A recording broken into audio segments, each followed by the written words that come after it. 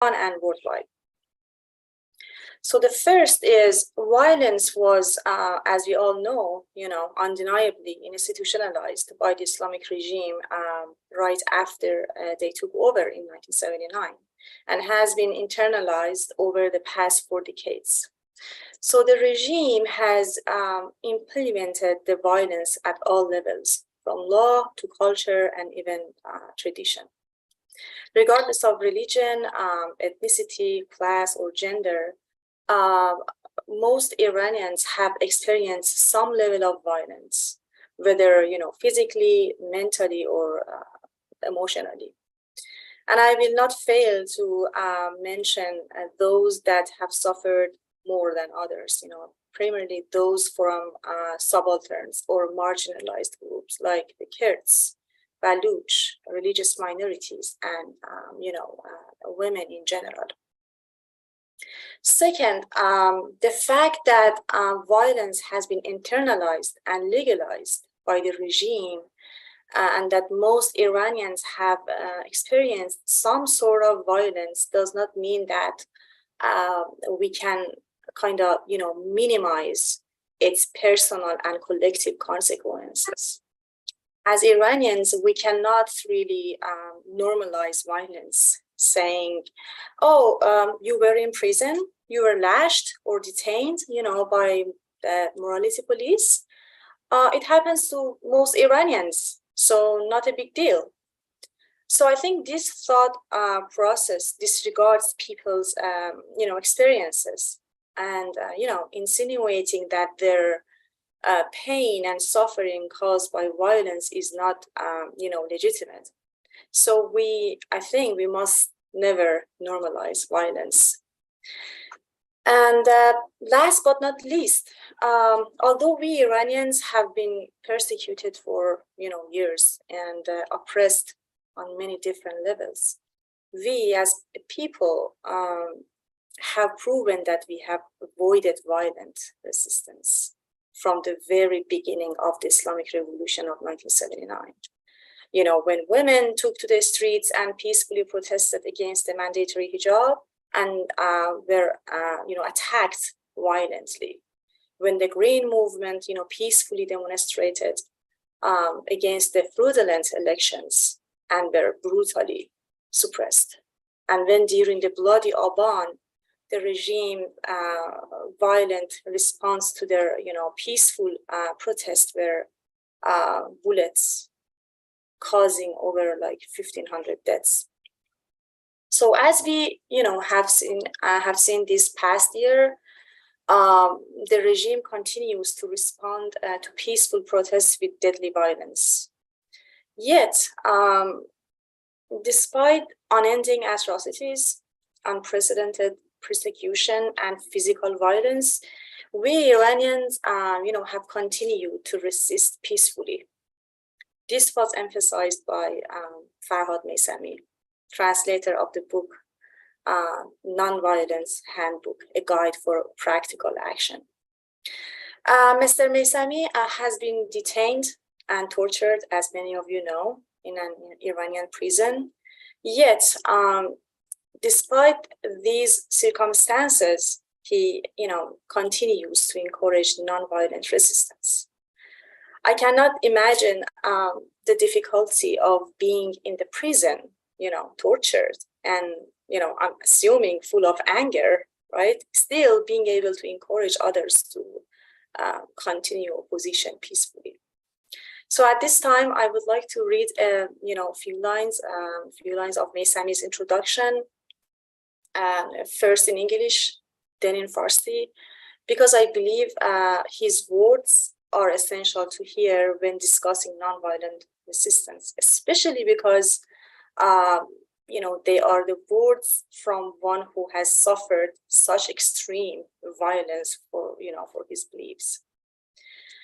Okay, I'm gonna bring it up and read it for you all. Okay.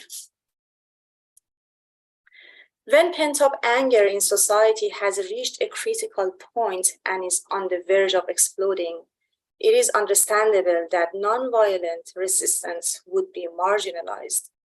In my opinion, However, the path to prosperity for the Iranian people depends solely on understanding the importance, seriousness, and continuity of nonviolent resistance. In this situation, perhaps those who consider this effort are like those who continue to play on the deck of a sinking ship until the last moment. However, I'm sure that not far off in the future, young people from this region, while recovering, reconstructing, and discovering the past, will begin to understand the deeper historical consequences of violence. With the help of generational experiences and knowledge, they can make sure everyone knows how to build a ship and how to navigate it so it is not constantly in danger of sinking. Perhaps we can play tomorrow as we continue tuning our instruments on the same sinking day. Farhad Meisami, fall 2022, Rajai Shahr prison. So I'm gonna read the Persian version. Okay.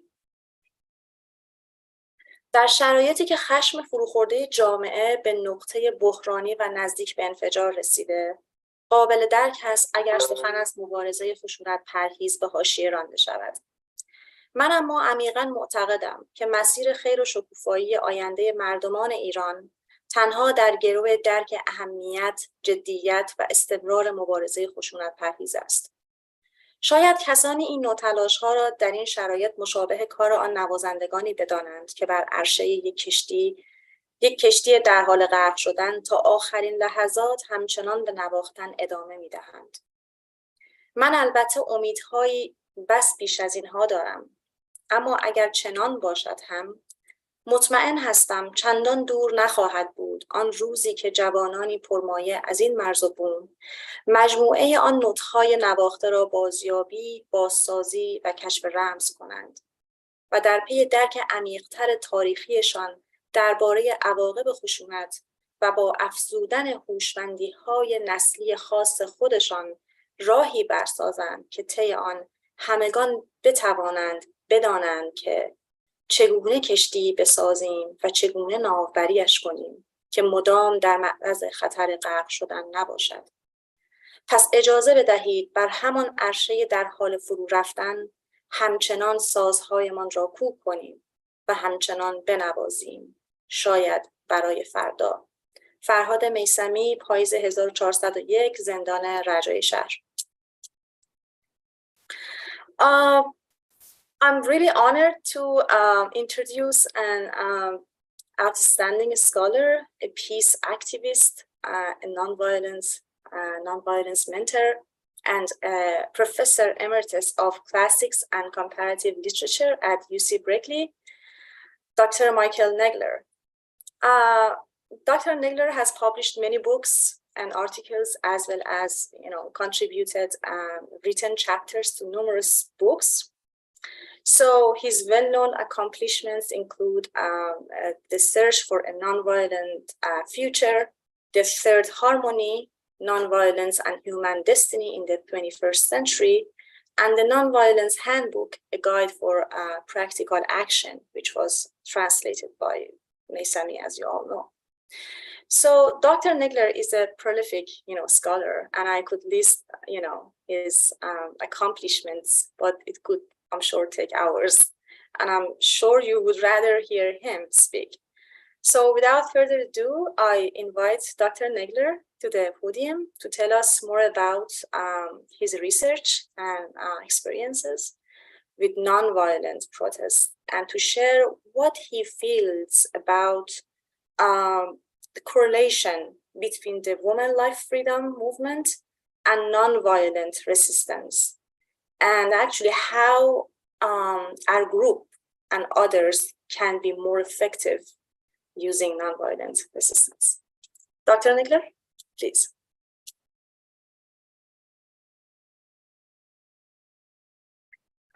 We can't hear you. Could you please unmute yourself? Did that work? Yes. Oh, good. I was saying, Sarah, what a delight it is to see you. and hear from you and share with you what little I have been able to learn about nonviolence. I am deeply committed to being of any help that I can possibly be with this present movement in Iran. And this is not a new thing with me. I had Iranian students back in 1979, and I worked with them. And so, this is almost a kind of tradition. I think from what you do know, by the way, do you not, Sarah, that Dr. Meisami has been released? Yes, okay. Yes, he recently, yes, thankfully. Yes, he's now eating, and I hope to hear from him soon. I wanted to mention also that you talked about the book, The Third Harmony.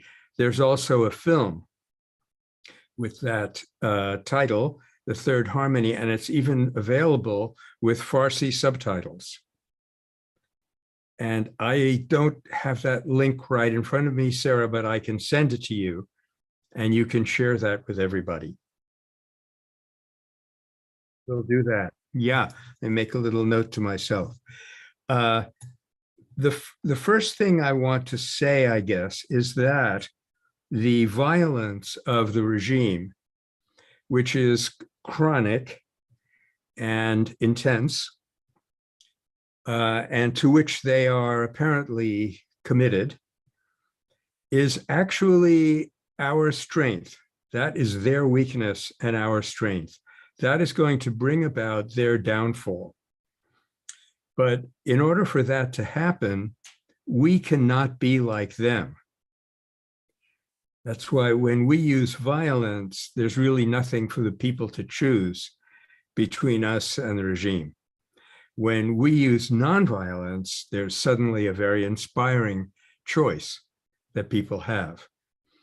And I don't know if this is the right point, Sarah, for me to mention this, but I would really recommend that people in diaspora and in the country, if possible, to have a discussion, a national conversation about what kind of Iran do we want.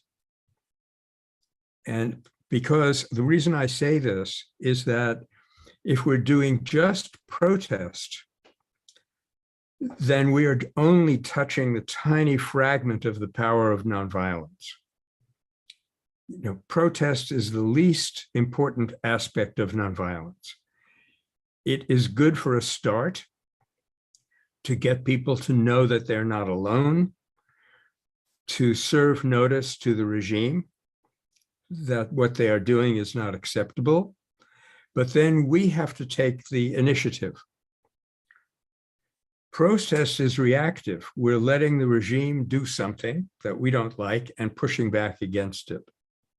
Now, there's a role for that. We have to do that, of course. But even more important, we have to be constructive. We have to be creative. We have to make a proposal about this is the Iran that we would like to live in, and here's how we're going to get there. So knowing about nonviolence is extremely important. And I'm happy to say that, when I started in this field,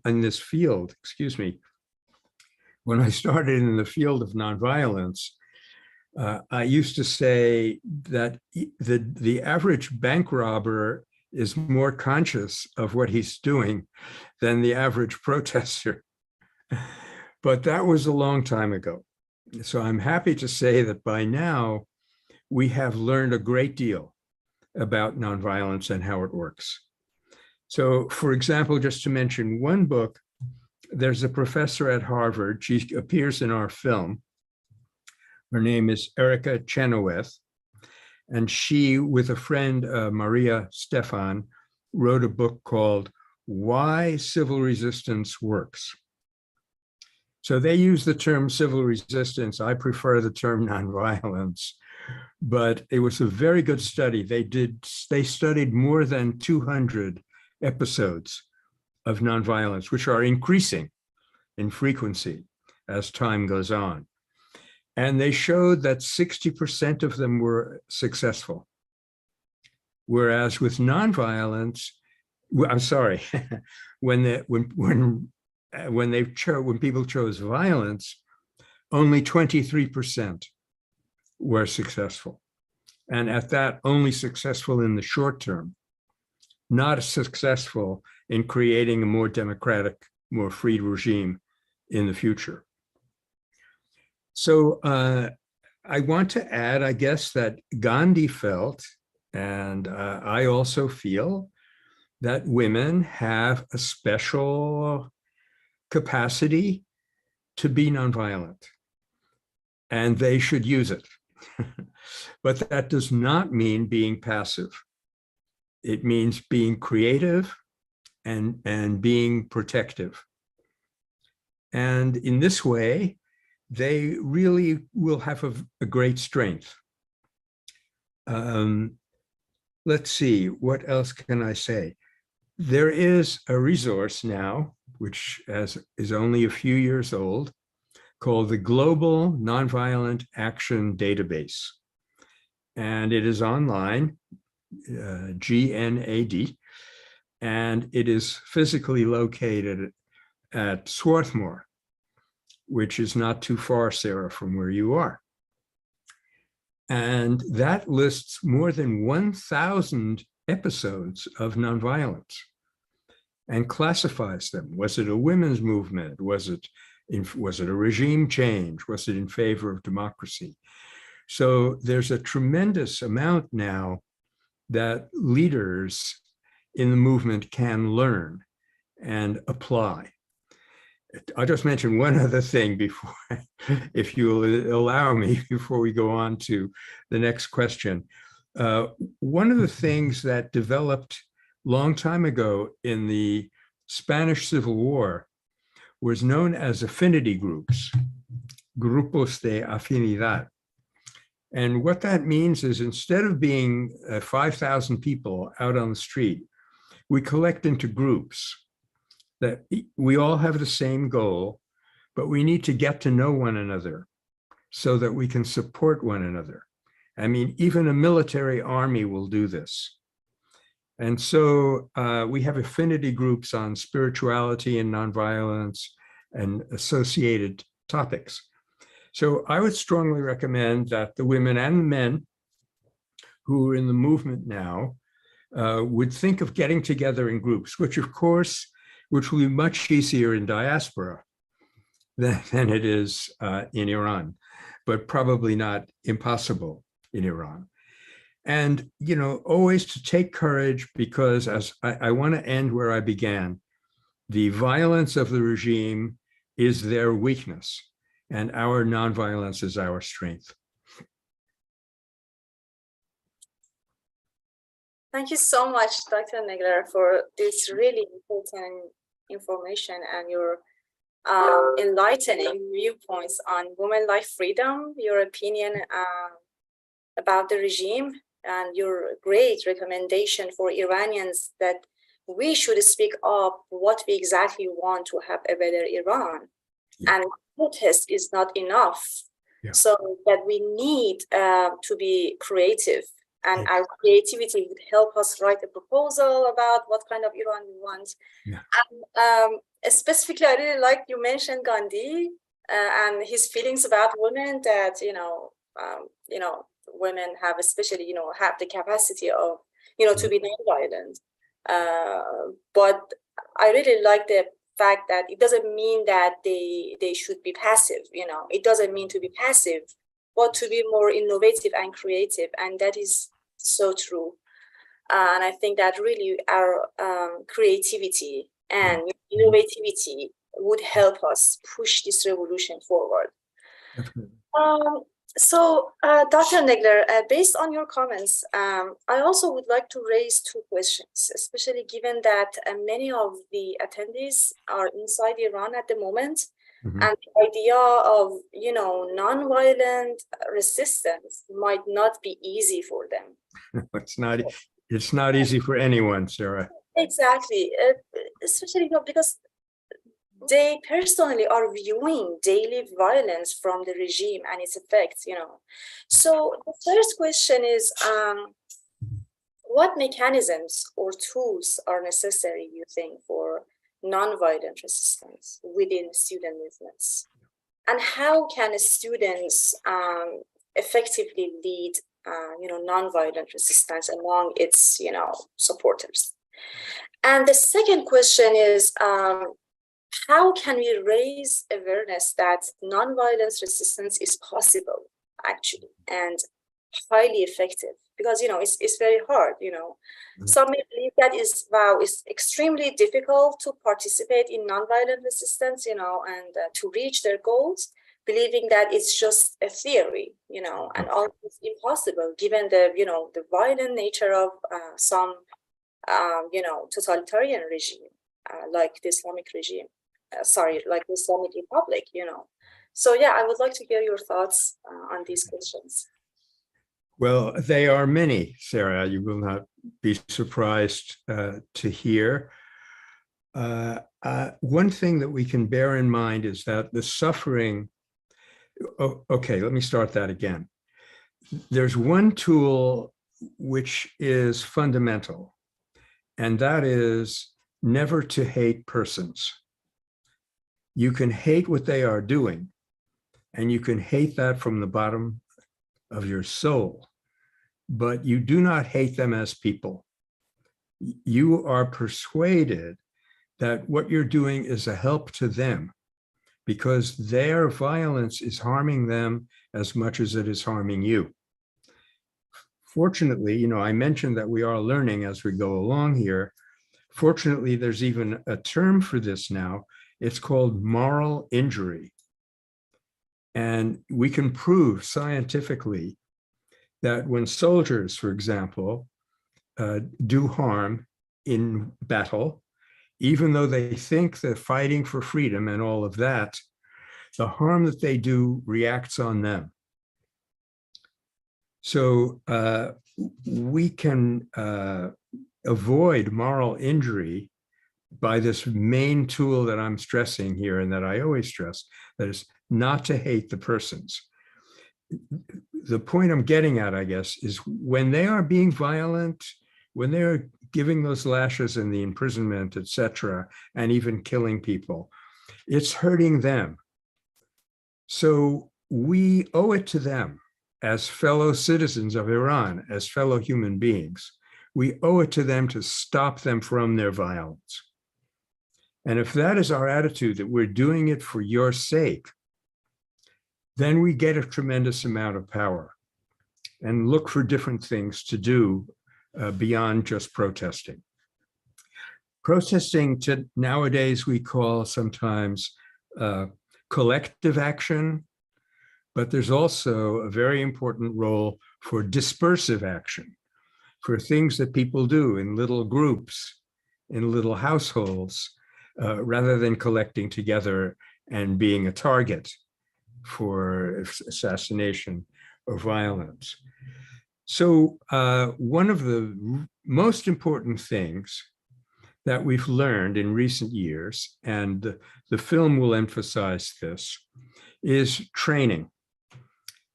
If I think myself, although I'm subject to correction because I'm not in Iran, I love the country, but I'm not in it. If we were to take some time out from protesting, but not lose momentum, use that time to do training in nonviolence, learning the history, learning the theory, and especially practicing being nonviolent in intense situations. You may be aware that in the civil rights movement in the South of the United States, people did what they call role plays. They would act out, I'm being a protester in a lunchroom, and you are the policeman who's dragging me out of here, or still worse, you're the citizen who's trying to kill me. And they acted out those dramas so that when they got into the situation, they were not shocked. They were not disoriented. They would say, I know what to do in this situation. So these trainings are now available from from our group, the Meta Center, from the Nonviolence International in Washington, D.C., and from many other organizations in the US and in Europe, there are training manuals and how we can prepare people to be more effective and quite probably suffer less in actions that they have to engage in.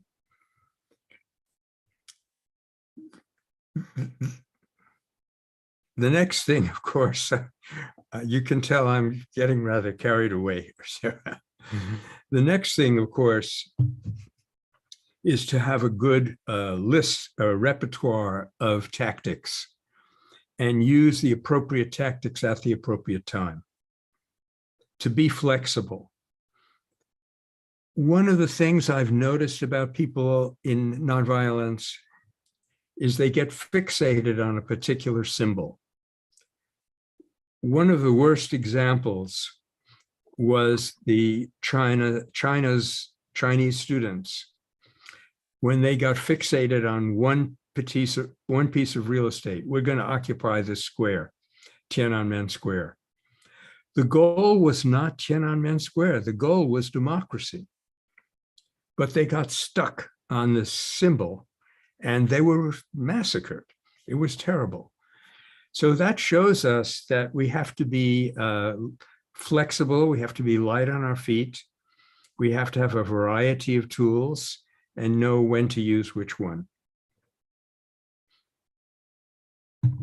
Thank you so much, Dr. Negler, for providing us with your valuable thoughts and your important information that is really thought-provoking, especially for those, that want to effectively make change.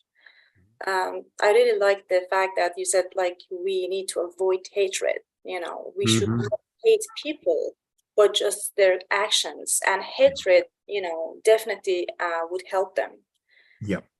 Also, I really appreciate you for mentioning the extent to which training, would help us to have a nonviolent resistance in this really extraordinary situation. Yeah. So, Dr. Negler, it's time to turn our audiences for questions. Please, everyone, note that we only have 20 to 25 minutes for this section, so we are very time limited. So we have chosen those questions that receive the most likes. So I'm gonna bring them up.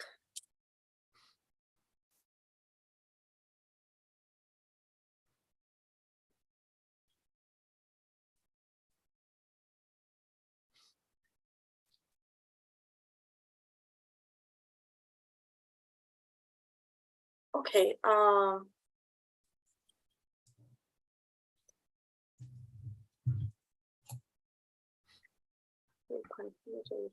Okay. The first question, Dr. Negler. If violence is part of your enemy's values and backed by ideology, should we continue to refrain from violence? Is there ever a breaking point for nonviolence resistance? Can we consider any deadline for nonviolent resistance in order to change the strategy? Well, you may not be surprised to hear, Sarah, that this will be probably the fourth time that I'm answering this question, including most recently this morning with another group of Iranians.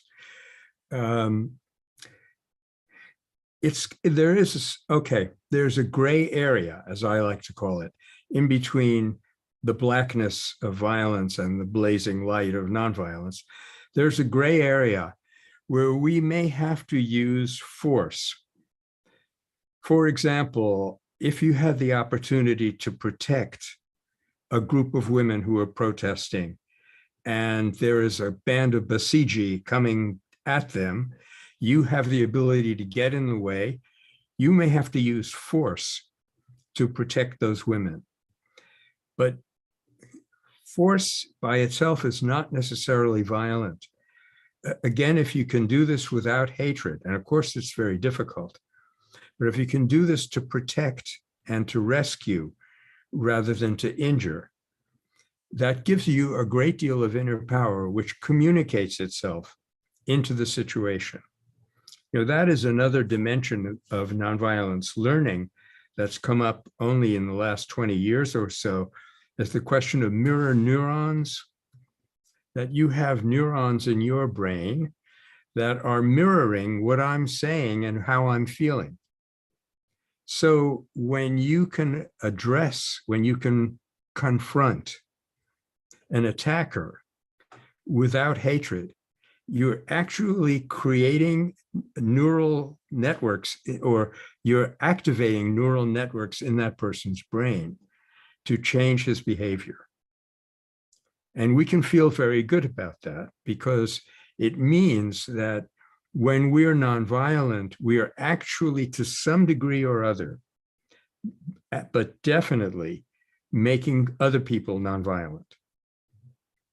And there will come a point when people who have been part of the oppressive regime, they can't stand it anymore and they want to get out. We have to be ready to welcome them, to help them, to understand them, and not to hate them for what they have done. Of course, there's a risk here. They might be provocateurs. They might be faking it. Generally speaking, I think we should be able to tell. But I think being able to accept people when they convert, when they no longer want to oppress you and hate you, is an important aspect of the flexibility and the creativity I was talking about. Thank you so much, Dr. Negler. So let me ask the next question. Reza is asking, what are best nonviolent actions we can do in our small group? I think the first one is maybe doesn't sound very dramatic, but it's learning. If I have found in my own experience that knowing particular examples of nonviolence has been very helpful in my own work and in my own political activism. For example, people always used to say it never would work against the Nazis. Or of course, now they're saying it won't work against the Basiji. But as a matter of fact, there was one episode of nonviolent resistance in Berlin in 1943, at the height of the Nazi dictatorship. And it was highly successful. It's called the Rosenstrasse prison demonstration. And what happened was a number of men who had not been arrested before because they had non-Jewish wives. These Jewish men were arrested, something like 3,000 of them, and they were getting ready to deport them to concentration camps when the wives showed up and stood there in the street and said, "We're not going to let you do this." And Hitler said, "I can't handle this." It was too hard for him. So he appointed some other people.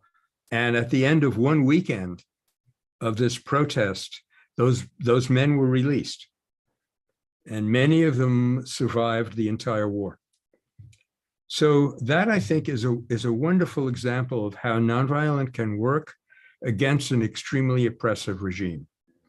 Of course, it's risky. Of course, you're going to suffer, but you're already suffering. The question is, do you want your suffering to work, to do some good, or do you want it to just end up in misery? If you take the initiative, if you act without hatred, your suffering can actually redeem your cause. There's a slogan that we sometimes use that unearned suffering is redemptive. Thank you so much. That was a great example. Yeah. Mm-hmm. So true, Dr. Negler. I'm gonna ask you this question. I think it's also from Reza. I'm not sure.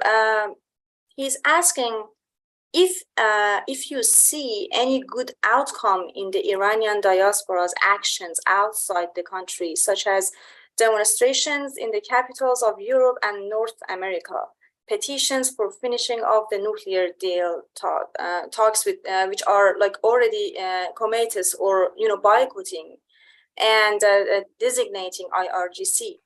Does that do any good to us inside the country and for the ultimate goal of making the government responsible for its actions and making it change course? What do you think? I think yes. I think in two ways. For one thing, people who do violence like to stay in the dark. They don't like their acts to be exposed. So when you bring attention to what's going on in Iran, outside of Iran, it helps to bring about that change of heart that we're trying to create in the regime. Not in the whole regime all at once, but in some people, some here, some there, some here, some there, and pretty soon they have no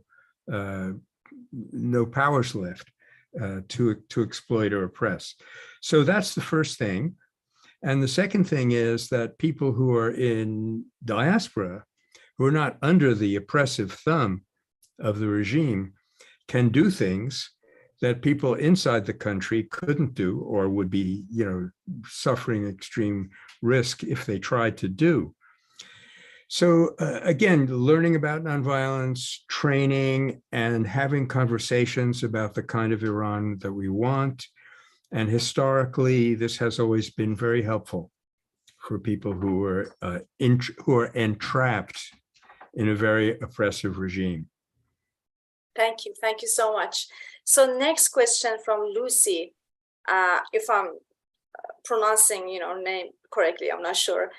So which historical or contemporary non-violent movements are most comparable to the Iranian one in regard to the conditions they were fighting and could serve partly as a role model for the current movement?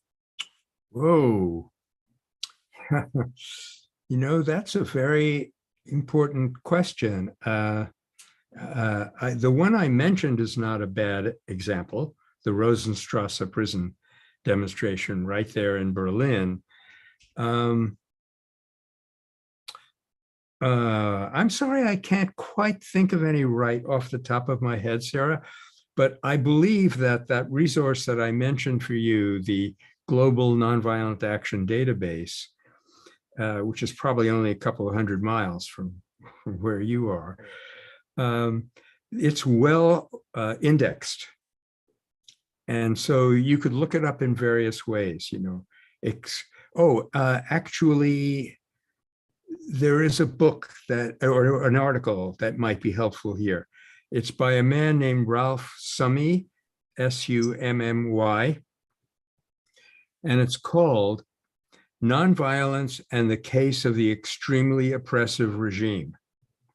So it's perfect for your situation. And I read it recently, and it does have some very useful suggestions.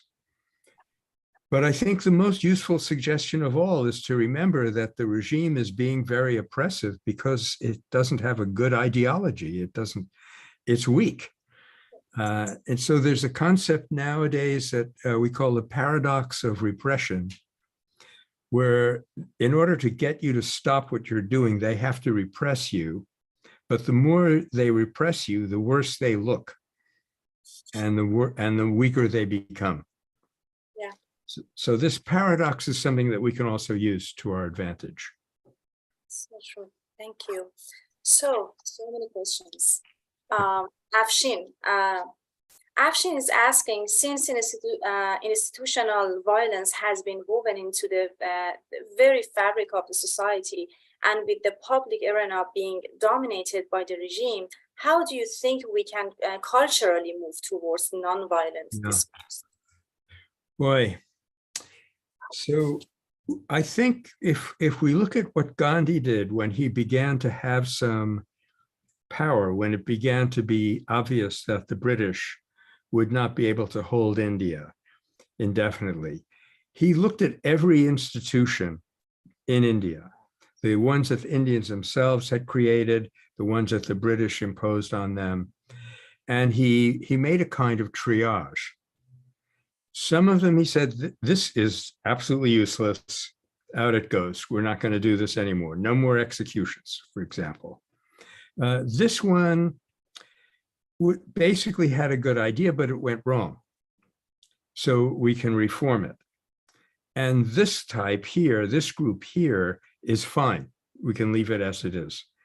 So that would be part of the conversations that I'm recommending that Iranians have among themselves as to, you know, what institutions in our country are intolerable and have to simply be gotten rid of, which ones had a good idea originally, but it got, you know, off base somehow. It's been exploited, which is very common.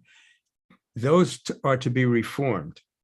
So there's some that are to be gotten rid of, some to be reformed, and some don't need much work. Great, thank you. Yeah. I'm just looking at these questions, and because of our limited time, I just want to just jump into the next question.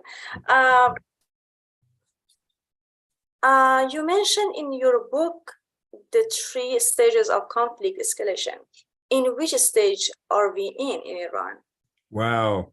Yeah, that question is easy to answer, I'm afraid. We're in the 3rd stage because people are being killed. And the opposition has so far not listened to us.